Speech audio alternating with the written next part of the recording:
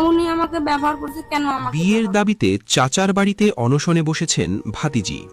চাঞ্চল্যকর এই ঘটনাটি ঘটেছে দিনাজপুরের খানসামা উপজেলায়। 23শে এপ্রিল বৃহস্পতিবার সকাল থেকে উপজেলার শাহিনুর রহমান শাহিন নামে এক ব্যক্তির বাড়ির আঙিনায় অবস্থান নিয়েছেন স্থানীয় একটি মহিলা ডিগ্রি কলেজের স্নাতক দ্বিতীয় বর্ষের ওই শিক্ষার্থী। সম্পর্কে তারা প্রতিবেশী চাচা ও ভাতিজি হওয়ায় বিষয়টি নিয়ে এলাকায় ব্যাপক চাঞ্চল্যের সৃষ্টি হয়েছে। ভুক্তভোগী ওই শিক্ষার্থীর দাবি, প্রতিবেশী আবু শামার ছেলে শাহিনুর রহমান শাহিনের সঙ্গে তার দীর্ঘদিনের প্রেমের সম্পর্ক ছিল। শাহিন প্রায়ই তার বাড়িতে যাতায়াত করতেন এবং এক পর্যায়ে তাদের মধ্যে গভীর প্রণয় গড়ে ওঠে।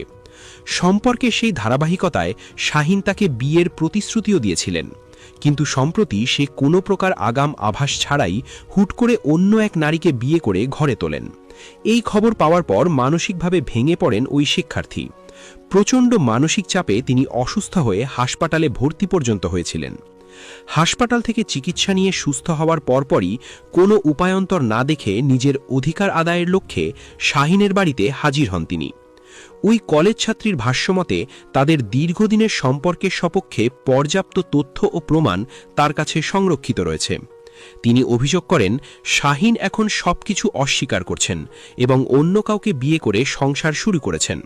তবে তিনি নিজের সামাজিক মর্যাদা এবং হারানো অধিকার ফিরে পেতে অনড়। প্রয়োজনে তিনি শাহিনের বর্তমান স্ত্রীর সঙ্গে সতীন হিসেবে সংসার করতেও প্রস্তুত বলে জানান। তবুও তিনি শাহিনকে স্বামী হিসেবে পেতে চান এবং তার অধিকার বিসর্জন দিতে রাজি নন। সতীনের মাঝেই আমি সংসার করে খাবো, আমার এইটা। এদিকে ভুক্তভোগী শিক্ষার্থীর পরিবারের সদস্যরাও শাহিনের বিরুদ্ধে একই ধরনের অভিযোগ তুলেছেন। তার বাবা ও মা উভয়ই জানান, শাহিন নিয়মিত তাদের বাসায় আসতেন এবং তাদের মেয়েকে বিয়ের কথা বলতেন। এমনকি বিয়ের দিন স্থানীয় মেম্বার নিষেধ করা সত্ত্বেও শাহিন অনেকটা জোর করেই অন্যত্র বিয়ে সম্পন্ন করেন বলে তাদের অভিযোগ। মেয়ের এই করুণ পরিস্থিতির জন্য তারা শাহিনের কপটতাকেই দায়ী করছেন এবং এর সুষ্ঠু বিচার দাবি করছেন। অন্যদিকে শাহিন ও তার পরিবারের পক্ষ থেকে এই অভিযোগকে সম্পূর্ণ ভিত্তিহীন ও বানোয়াট বলে দাবি করা হয়েছে। শাহিনের পরিবারের সদস্যদের দাবি, এটি একটি সুপরিকল্পিত কূটচাল। তাদের মতে একটি কুচক্রী মহল শাহিনকে সামাজিকভাবে হেয় প্রতিপন্ন করার জন্য ওই মেয়েটিকে ব্যবহার করছে। শাহিনের বোন এই ঘটনাকে তাদের পরিবারের মর্যাদা ক্ষুণ্ণ করার অপচেষ্টা হিসেবে বর্ণনা করেছেন। অভিযুক্ত শাহিনুর রহমান শাহিনও তার বিরুদ্ধে আনা প্রেমীর সম্পর্ককে সরাসরি অস্বীকার করেছেন। তিনি মনে করেন, সমাজে তার ভাবমূর্তি নষ্ট করার জন্য এই ধরনের মিথ্যা অপপ্রচার চালানো হচ্ছে।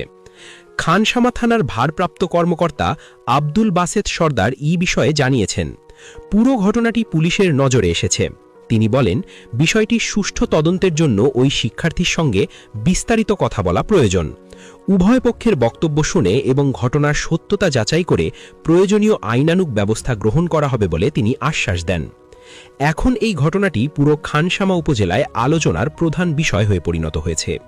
স্থানীয় সচেতন মহলের দাবি, একটি নিরপেক্ষ ও স্বচ্ছ তদন্তের মাধ্যমে প্রকৃত সত্য উদ্ঘাটিত হওয়া জরুরি।